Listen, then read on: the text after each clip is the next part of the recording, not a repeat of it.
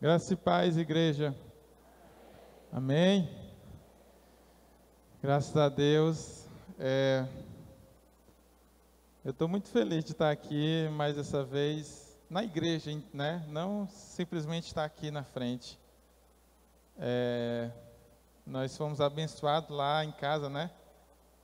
Nós temos agora uma porção dobrada da herança do Senhor, né? A gente tinha uma porção, agora Deus dobrou a nossa porção. E aí, eu tenho passado mais tempo em casa, né? E é bom estar no meio de vocês novamente, né? Não tirei férias, mas passei um domingo sem estar. Estou tendo que estar mais presente em casa, né? Para uma pessoa ativista como eu, às vezes é difícil, mas Deus tem me ensinado. Deus tem me dado cada vez mais amor pela minha família, pelos meus filhos, pela minha esposa, né? Então é só agradecer a Deus por isso. Só um instante.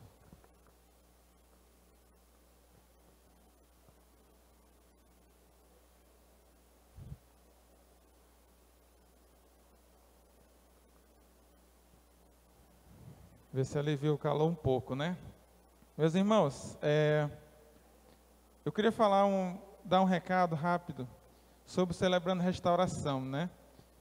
Começaram essa semana os grupos de passos, mas nós temos vagas ainda, tanto grupos de homens, como também grupo de mulheres, nós temos vaga. Então, caso você tenha o desejo e não se inscreveu, você ainda pode se inscrever, tivemos apenas um encontro. Então, Deus tiver tocado seu coração, você esteja buscando restauração na sua vida, você pode me procurar no final do culto, são poucas vagas, mas você pode participar e começar esse processo que vai transformar a sua vida. Então, fica o convite para a igreja. Vamos ficar de pé mais uma vez? Vamos orar?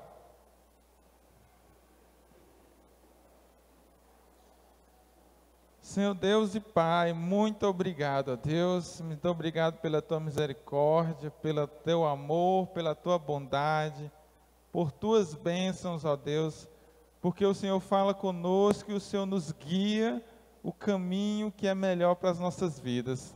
O Senhor tem nos dado tudo o que necessitamos, ó Deus, a paz que nós desfrutamos vem do Senhor, a alegria. Muito obrigado pela Tua salvação, muito obrigado pela Tua cura e a Tua restauração em nossas vidas, Senhor. Nós queremos Te agradecer porque foi pelo Teu sacrifício, pelo Teu amor, que nós estamos hoje aqui e podemos agradecer o Senhor.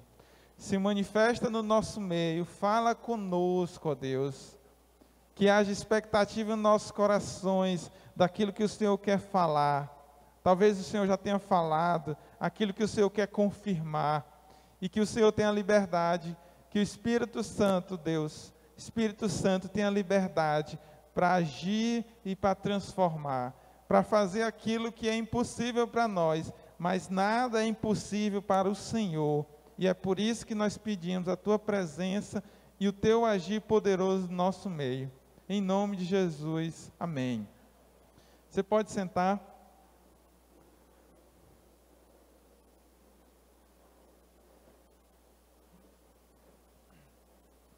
Nós começamos a série Jesus, e semana passada o pastor Ivonaldo falou sobre o amor incondicional de Jesus, e como esse amor é importante, como nós precisamos desse amor em nossas vidas. Durante a semana, nos GMs, houve a continuação dessa reflexão, através dos guias de estudo, foi continuada essa palavra, foi aprofundada essa palavra no nosso GMs. Hoje vamos continuar falando de Jesus. E hoje nós vamos falar Jesus, o Deus que cura. Nós vamos falar de Jesus como aquele que cura as nossas vidas, as nossas doenças, as nossas enfermidades. Jesus, ele provou de várias formas que ele era Deus. E uma das principais formas que Jesus, quando esteve aqui na terra, mostrou a sua divindade, o como ele era Deus, foi através dos milagres e das curas que ele realizou. Ninguém, absolutamente ninguém, que chegou até Jesus com fé, querendo ser curado, saiu sem ter sido restaurado, totalmente restaurado. Ninguém que buscou a Jesus enquanto ele esteve aqui na terra e buscou ele com fé, pediu para ser curado, deixou de ser totalmente curado. Isso deve dizer muita coisa para nós. A primeira coisa que diz é sobre o poder de Jesus. O poder de Jesus de curar qualquer doença. Qualquer uma. Lá em Atos 10:38 diz assim, ó, você não precisa abrir, é rápido.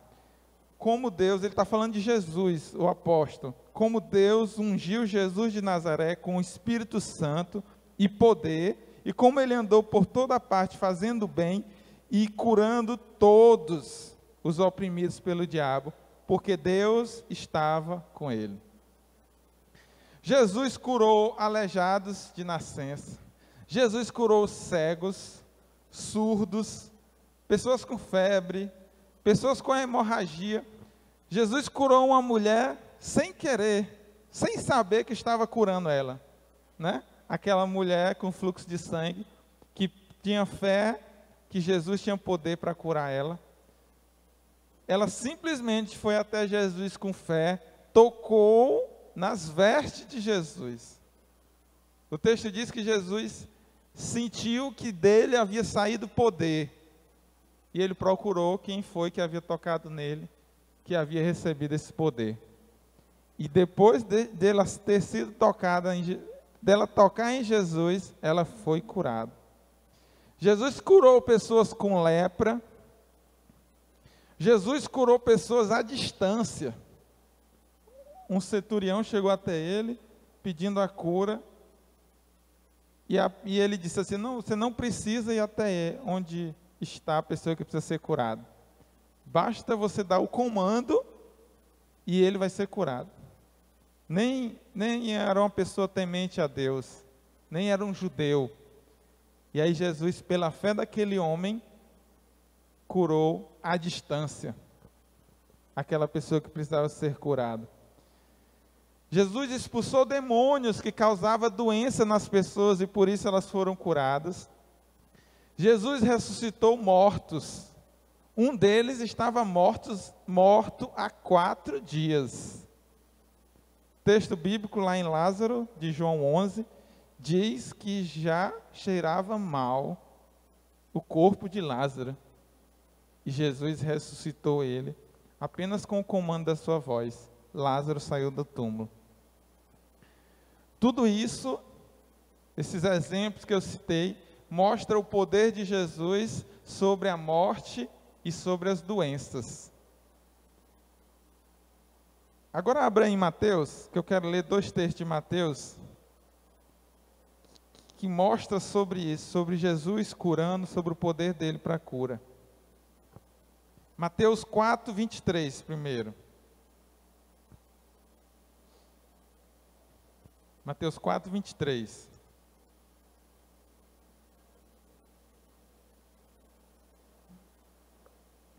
É o primeiro livro do Novo Testamento. Mateus 4:23.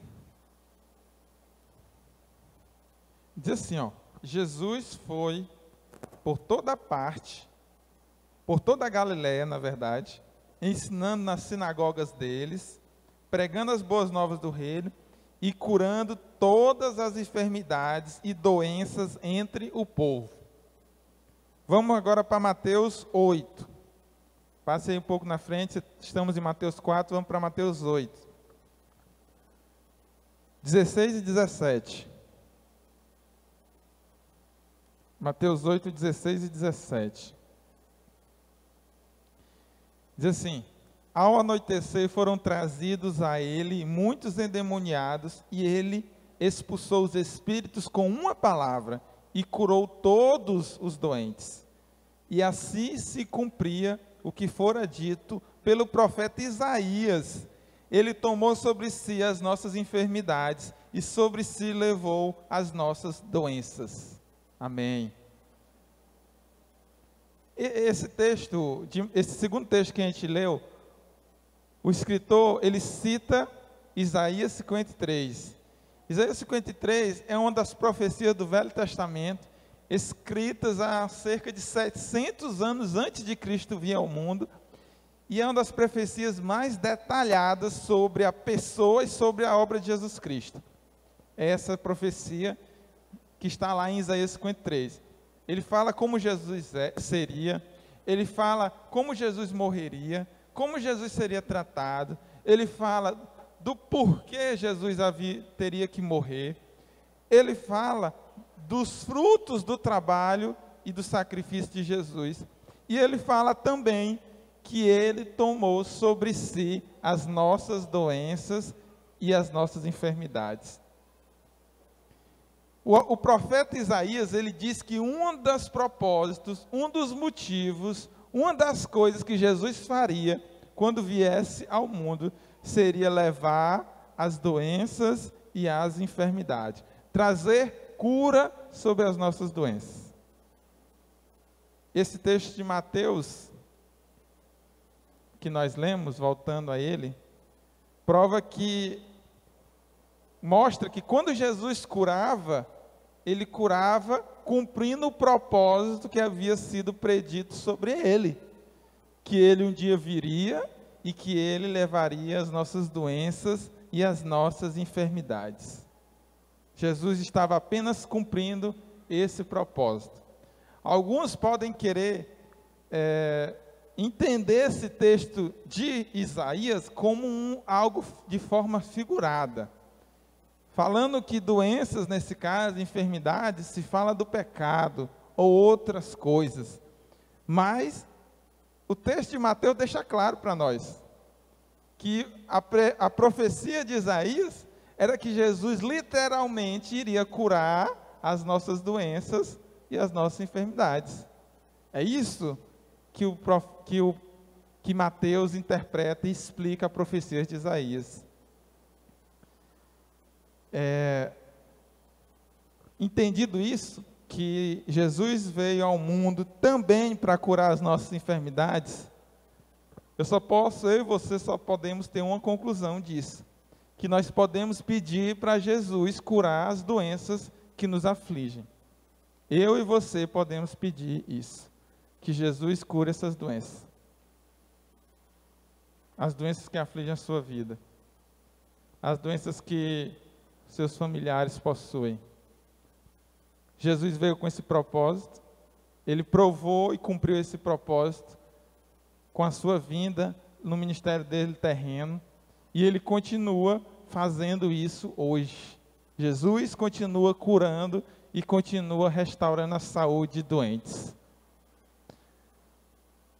E é interessante que lá em Apocalipse fala que no céu não haverá mais morte, não haverá mais dor, e claro, não haverá mais doença, que é as doenças que nos levam à morte. Tudo isso vai ser aniquilado para sempre.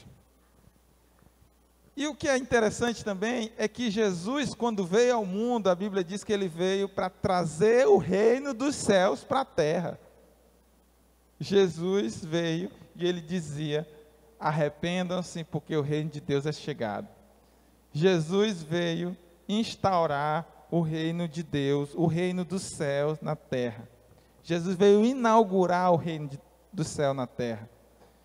Então, é mais que natural que faça parte da vida daqueles que são cidadãos dos céus, milagres e curas. Jesus veio inaugurar o reino do céu na terra. No céu não vai haver doença, não vai haver morte. Nós nos tornamos cidadãos dos céus quando aceitamos Jesus. E curas e milagres são algo que deve acontecer na nossa vida, porque nós somos cidadãos do céu. Lá em em Marcos, eu quero que você abra esse texto também. Eu vou citar vários textos, mas alguns eu peço que você abra para você acompanhar comigo. Marcos 16, último capítulo de Marcos.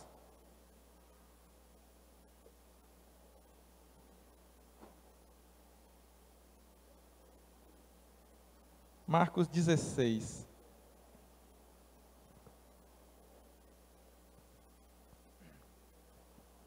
Marcos 16, versículo 17 e 18. Lá no final do capítulo. Diz assim, Marcos 16, 17 e 18. Estes sinais acompanharão os que creem. Em meu nome expulsarão demônios, falarão novas línguas, pegarão em serpentes, e se beberem algum veneno mortal, não lhes fará mal algum. E imporão as mãos sobre os doentes, e estes ficarão curados. Observe o início do versículo. Estes sinais acompanharão os que creem. Em meu nome, imporão as mãos sobre os doentes, e estes ficarão curados. O nome de Jesus, na verdade, Jesus curou todas as pessoas que vieram até Ele. E Ele disse que no nome dEle, nós também teríamos autoridade sobre as doenças. Ele fez um evento teste, digamos assim, enquanto Ele estava aqui na terra. Ele chamou os discípulos, de 2 em 2, dividiu eles e disse assim, olha, eu dou autoridade a vocês, para vocês curarem os doentes e expulsarem os demônios. Vão e passem pelas cidades e povoados que eu ainda vou passar e preparem o meu caminho. Lá em Lucas 9 fala isso. E aí eles foram, os discípulos, fizeram o que Jesus tinha mandado, e eles voltam para Jesus, eles dizem assim, Senhor, aconteceu exatamente o que o Senhor disse. A gente coloca as mãos, as pessoas são curadas, a gente dá uma ordem em teu nome, e os espíritos imundos saem. Eles ficaram maravilhados. Jesus corta o barato deles e diz assim, isso aí é muito bom, mas mais importante é a salvação. Para que eles pudessem se acalmar e perceber que isso faria parte da vida deles, essa autoridade, mas havia algo mais importante que era a salvação. A autoridade que nós temos pelo nome de Jesus. É algo interessante, mas muitas vezes pouco usado da nossa parte. Nós falamos em nome de Jesus, mas nem sempre nós falamos com fé ou com a certeza de que algo vai acontecer a partir dessa declaração. Pedro, lá em Atos 3, ele cura o cego de nascença. Cego não, um aleijado de nascença. E é interessante a palavra de Pedro. Pedro, ele só diz assim, em nome de Jesus Cristo Nazareno, ande. Ele não fala muitas coisas. Ele só coloca o nome de Jesus e a autoridade que o nome de Jesus tem. E a cura acontece na vida daquele homem. Eu já falei algumas vezes sobre isso aqui, e já falei muitas vezes sobre isso para Deus, e oro a Deus por isso, e peço que eu olhe para a Bíblia, eu olho para aquilo que Deus fez, lá naquele ministério, daqueles homens, algo que Ele trouxe para a igreja de Jesus, algo que Ele trouxe para mim e para você, não foi algo para aquele tempo, para aquela época. Ele disse que aqueles sinais nos acompanhariam, coisas sobrenaturais aconteceriam, a partir daqueles que crerem. E eu falo muito isso para Deus, e eu sou inconformado, porque eu digo assim, Senhor, por que que isso não acontece aqui, como acontecia lá? E aí, a partir da minha busca, da minha oração, eu percebi que nos falta o poder do Espírito Santo, como tinha na vida daqueles homens. E nos falta a fé no nome de Jesus, como havia na vida daqueles homens. Muitas vezes nós olhamos esses textos bíblicos E essas doutrinas na Bíblia nós olhamos de forma apenas inspirativa, ou apenas para a gente contar para as outras pessoas o que Jesus fez há 2000 anos atrás. E nós queremos ensinar para elas que Deus é poderoso, mas nós não temos nada hoje para mostrar esse poder, porque falta a nós o poder do Espírito Santo. Está lá em Atos 1:8, né? Serão minhas testemunhas quando descer sobre vós o Espírito Santo, e vocês receberão poder. Não é poder para me glorificar, não é poder para me chamar atenção para mim, não é poder para nada disso, é poder para me testemunhar o nome de Jesus. E aí eu tomei uma decisão na minha vida que eu comecei a olhar os textos bíblicos, as promessas de Deus, e comecei a dizer: Senhor, por que esses homens são diferentes de mim? Por que eles são melhores? Por que aconteceu isso com eles e comigo não tem acontecido? E eu estou numa busca pessoal pelo poder do Espírito Santo na minha vida, para que Deus se manifeste, para que Deus haja. E a minha busca e o meu pedido não é só por mim, é pela minha igreja, para que Deus possa se manifestar no nosso meio, para que Deus faça cura, milagres, e para que Ele mostre o poder deles, para que as pessoas creiam que Deus é poderoso e que elas precisam aceitar a Ele. Tudo aponta para Jesus, tudo aponta para a salvação, para a necessidade de salvação, tudo isso. É interessante que Pedro, ele faz esse milagre, depois quando ele é confrontado lá no Sinédrio, ele diz assim: por que vocês estão assim desse jeito, como se nós tivéssemos feito alguma coisa? Foi somente pelo poder do nome que esse homem hoje está curado. Então Pedro, ele tirou a glória dele, o mérito dele, e ele disse assim: é só por causa do nome de Jesus. E aí eu decidi que eu quero viver tudo o que Deus tem disponível para mim. Eu quero viver o que está à minha disposição como cristão.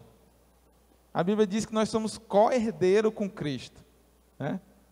O que Cristo trouxe à terra, o poder e a autoridade de Deus se manifestado através de Cristo, está acessível e disponível para nós também. É por isso que ele disse assim: ó, as mesmas obras que eu fiz, vocês também farão obras ainda maiores. Então a minha oração, o meu pedido para Deus tem sido esse. E aí eu quero convidar você para se juntar, né? Para nos juntarmos e pedirmos isso para Deus se manifestar no nosso meio. O que Deus faz na igreja, nas nossas vidas, ele não acontece sem antes nós termos orado e clamado a Ele. As transformações que você pede na sua vida, elas não vão acontecer enquanto a sua oração e o desejo do seu coração forem esse. Entende? O que você espera que Deus faça na sua família, não vai acontecer por causa da sua ação, a sua atitude simplesmente. Vai acontecer quando você orar e pedir para o poder de Deus se manifestar na sua família. Entende? Nada acontece sem a vontade e o propósito de Deus. O que eu e você temos que fazer é pedir e clamar e continuar clamando para que Ele se manifeste no nosso meio. Se manifeste na minha vida, se manifeste na minha família, no meu GM, onde eu estiver. E aí você vai orar, você vai perseverar e você vai ver essas coisas acontecerem. Eu falo isso porque eu tenho orado a Deus por muitas coisas, há um tempo. E elas já estão começando a acontecer. É igual o profeta lá quando ora por chuva, né? Tem só uma nuvenzinha lá, pequena, com uma mão de um homem. E o profeta já se alegrou, porque ele tinha certeza que Deus estava respondendo a oração dele, né? Então, Deus começou a fazer. E eu já estou alegre, porque se Deus respondeu essas orações, por que Ele não vai responder as outras, né? Eu tenho 33 anos de idade. Eu estou na igreja desde os meus 8 anos de idade. E a maior parte do tempo da minha vida na igreja foi de apatia espiritual. Foi de ler muitas coisas na Bíblia e poucas coisas acontecendo na prática. E há pouco tempo, poucos anos, eu tenho começado a crer e a pedir. E Deus já tem começado a responder e a agir. Começou pela minha vida. Eu olhava para mim e dizia, Senhor, eu sou crente há tanto tempo. Por que esses pecados ainda habitam na minha vida? Por que eu ainda tenho esses defeitos? Por que ainda me falta ser mais parecido com o Senhor?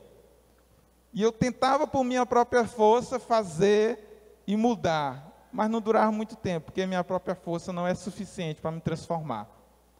E eu comecei a orar e a pedir, e a acreditar e a perseverar. E Deus começou a me transformar.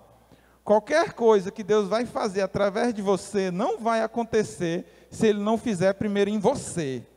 Então, antes de você pedir, Senhor, me usa para ganhar as pessoas. Peça, Senhor, me transforma, para que eu seja um vaso que seja limpo e capacitado para ser usado pelo Senhor. A obra de Deus começa na sua vida. O poder de Deus começa se manifestando na sua vida. E depois começa a fluir através de você para aqueles que estão ao seu redor. É assim que Deus faz. A obra dele começa no nosso interior. Então comece pedindo isso para Deus. Embora todo o poder e a autoridade esteja em Jesus, através do nome dele, o poder possa se manifestar. Quando se fala de cura, a nossa atitude, a nossa fé, a nossa perseverança, ela é fundamental para que o poder de Deus se manifeste. Para uma cura ou para qualquer outra coisa que seja humanamente impossível para nós. Tem algumas coisas, especificamente duas coisas, que são determinantes para que Deus possa manifestar o poder dele, para que Deus possa trazer cura. Para a minha vida, ou para que eu possa ministrar cura na vida de alguém. E eu quero destacar essas duas atitudes nessa noite. A primeira atitude, para recebermos cura e o poder de Deus em nós, é crer, fé. Por quê? Lá em Mateus, tem uma das curas que Jesus fez, e essa é semelhante às outras, porque no texto, Jesus entra numa casa, alguns cegos se aproximam dele. Jesus pergunta assim para eles, vocês creem que eu sou capaz de fazer isso? Os cegos respondem, sim, Senhor. E ele, tocando nos olhos dele, disse, que seja feito segundo a fé que vocês têm. E o texto diz que a visão deles foi restaurada. Jesus, olha só, o poder está em Jesus, mas ele diz assim, vocês estão sendo curados porque vocês creem que eu tenho esse poder. Então, se o poder está em Deus, existe algo que libera, destrava, outra palavra, mas eu quero usar essas duas, o poder de Deus na minha vida, a minha fé. A fé que eu tenho em Jesus, no poder dele, é o que traz a manifestação desse poder na minha vida. Diversas vezes, antes de curar alguém, Jesus perguntava isso, se aquela pessoa acreditava que ele podia curar. E sempre que a resposta era sim, a cura acontecia. Ou seja, a fé, ela é essencial para que o poder de Deus se manifeste. Entende? Sabe o que é a fé? Lá fora, as pessoas chamam de pensamento positivo, né? Eu creio que vai dar certo. Não, vai dar certo. Eu creio que isso vai acontecer. Só que as pessoas lá fora, elas botam a sua fé em coisas que não têm poder. Nós depositamos a nossa fé em alguém que tem poder. É totalmente diferente. É um pensamento positivo, é uma crença que vai acontecer, que vai dar certo, mas é em alguém que pode manifestar esse poder. A fé é tão importante para encontrarmos cura, que a falta dela, da fé, foi a causa de Jesus não ter realizado muitos milagres quando ele esteve lá com os parentes dele. Jesus foi visitar os parentes dele e os parentes dele não acreditavam que ele tinha poder para curar. Conheciam ele, já tinham convivido com ele, achavam que ele era um homem comum como qualquer outro. É interessante que Mateus 13:58 diz assim: e não realizou muitos milagres ali, por causa da incredulidade deles. Então, se a fé é o que libera o poder de Deus na minha vida, a falta de fé trava, tranca, impede que o poder de Deus se manifeste na minha vida. É isso que nós aprendemos com esse texto. É por isso que no livro de Tiago diz que nós devemos pedir algo a Deus com fé. Porque se nós não tivermos fé, o texto diz assim: nós não temos esperança de recebermos nada do Senhor. Nada. A fé é aquilo que nos traz a Jesus. A fé é para acreditar no poder dele. É interessante que o que é mais difícil a gente acredita. A gente acredita que Jesus ressuscitou, que Ele está no céu com Deus, que Ele vai vir nos buscar e que nós vamos para o céu com Ele. Nós acreditamos nisso, mesmo nunca tendo visto Jesus ou Deus, ou o céu, ou nada disso. Nós acreditamos. Então, quero dizer para você que você não é uma pessoa sem fé, como você está achando. Porque você pode estar pensando: Senhor, eu tenho essa doença, meu parente tem essa doença, eu já orei, eu já pedi, e simplesmente nada aconteceu. Você não é uma pessoa sem fé, porque se você está aqui é porque você crê em Jesus. O que talvez você não creia ainda é no poder dele para curar, para fazer milagres. Ou talvez você esteja crendo com a sua mente, não com o seu coração. Às vezes é difícil explicar a fé, porque é algo que não se pode ver. É por isso que em Hebreus ele diz: olha, é a certeza das coisas que se esperam, daquilo que eu não estou vendo. Mas eu vou dizer uma coisa para você: a sua fé vai ser mais forte e maior à medida que você estiver mais próximo de Deus. E à medida que você estiver mais longe dele, a sua fé vai diminuir, vai se apagar.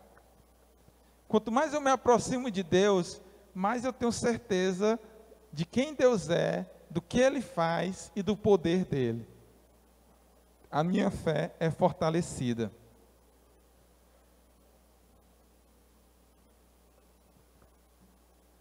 Felizmente, se você acha que tem pouca fé, você pode pedir para Deus. Deus, Ele dá fé a qualquer pessoa que pedir. Tem um homem que chega para Jesus e pede a cura do seu filho, e Jesus pergunta se ele acredita. Aí ele diz assim: eu acredito, mas me ajuda na minha falta de fé. Então, eu e você precisamos pedir para Deus: Senhor, aumenta a minha fé, aumenta a minha certeza no teu agir e no teu poder. Peça para Deus. Até isso, né? Eu já pedi muito para Deus: Senhor, eu orava a Deus pedindo para Deus vontade para orar, né?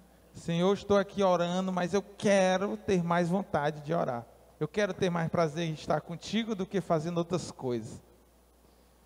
Senhor, eu quero ter vontade de estar com o Senhor. Então, com a fé você pode fazer a mesma coisa. Eu adquiri esse hábito de pedir tudo o que eu estou precisando, eu peço para Deus. Das coisas mais pequenas ou das maiores. Se Deus vai me dar ou não, eu estou pedindo. Não vai ser por falta de pedido que Deus não vai agir na minha vida. É assim. É por isso que Deus fala que Ele é o Pai e nós somos filhos. Se você tem filho, ou você já viu algum filho, principalmente uma criança, quando essa criança quer uma coisa, ela pede e ela repete para o pai, até o pai enjoar e dar, né? E quando a gente dá, a gente está fazendo errado, porque às vezes é uma coisa que não faz bem para ele, né? Dá. Menino, deixa de me enjoar, toma lá o que tu quer, né? A gente faz às vezes a gente faz assim, né? Pois Deus, Ele espera que nós enchamos o céu das nossas orações e das nossas petições. Não são as vãs repetições, aquelas pessoas que têm uma oração mecânica, né? Repetem sempre a mesma coisa. São a perseverança em orar e pedir para Deus. Peça fé e ore para que Deus lhe dê essa fé e se manifeste na sua vida. Lembre-se, pessoas que tiveram fé receberam a cura. Por falta de fé, pessoas não receberam a cura. A primeira atitude de quem quer receber a cura da parte de Deus. A segunda é a perseverança. Abra aí Mateus, capítulo 15. Vamos ler esse texto da mulher cananeia.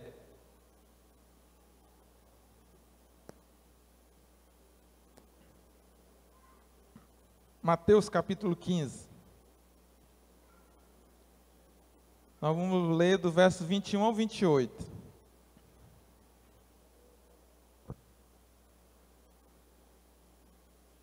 Mateus 15, do 21 ao 28. Diz assim: saindo daquele lugar, Jesus retirou-se para a região de Tiro e de Sidom. Uma mulher cananeia, natural dali, veio a ele gritando: Senhor, filho de Davi, tem misericórdia de mim. Minha filha está endemoniada e está sofrendo muito. Mas Jesus não lhe respondeu palavra. Jesus ignorou ela.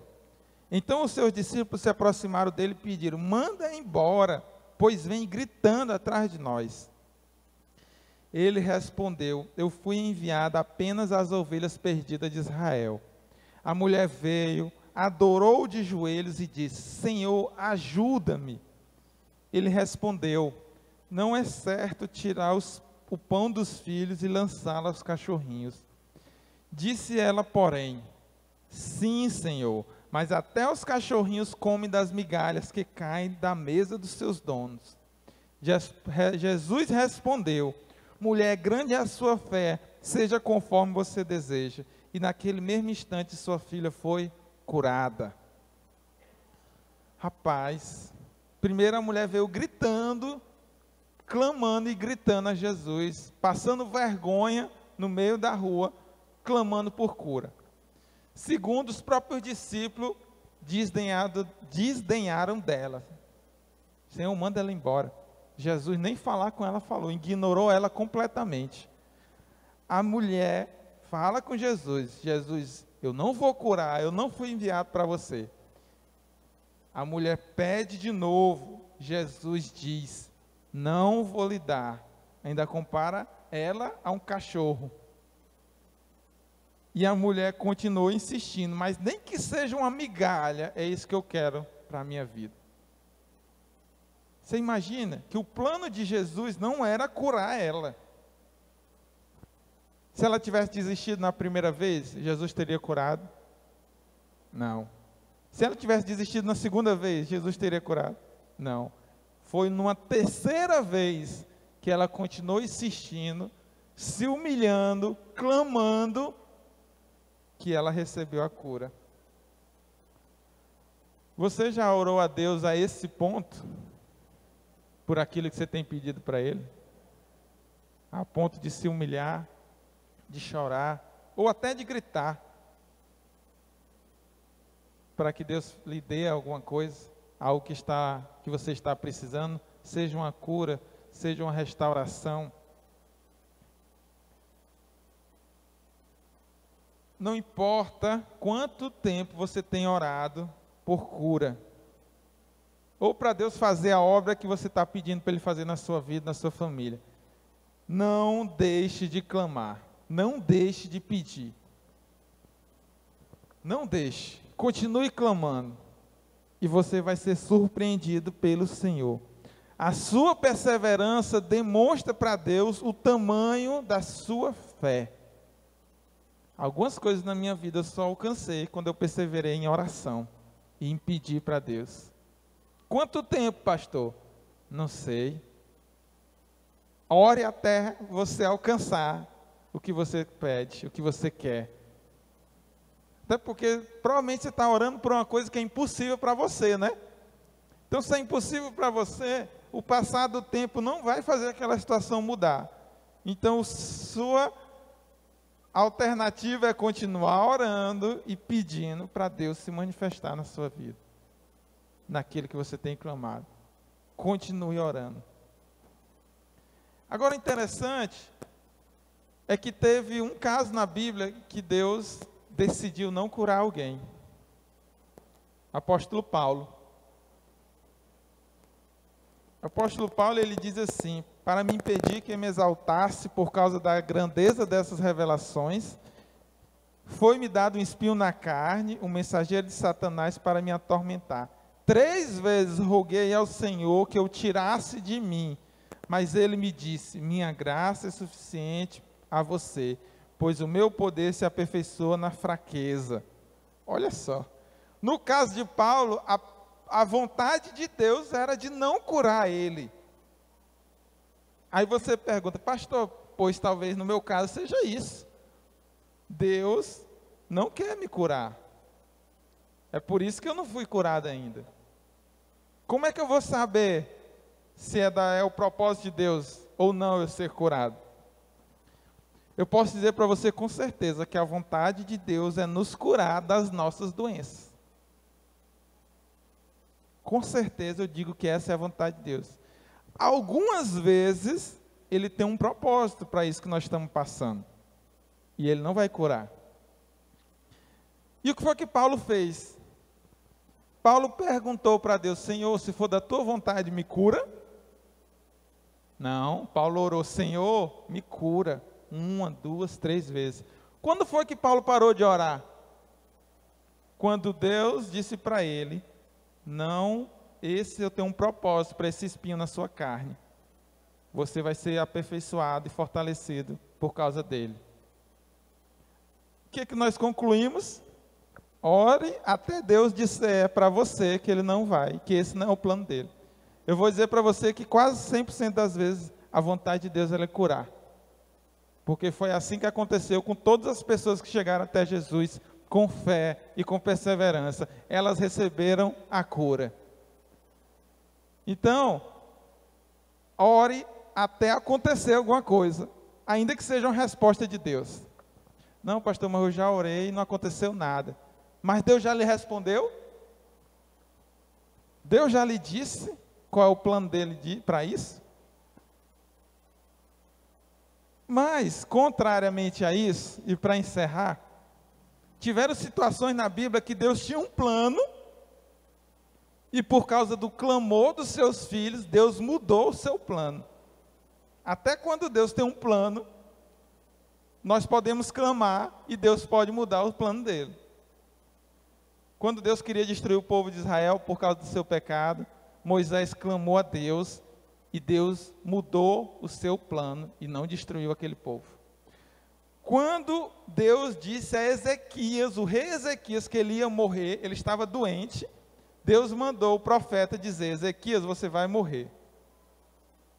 Eu acho que eu e você, a maioria de nós, ia dizer assim: se o Senhor disse, né, que eu vou morrer, quem sou eu para questionar, né? O que foi que Ezequias fez? Clamou ao Senhor, e Deus falou com o profeta e mandou dizer: Ezequias, você vai ter mais 15 anos de vida.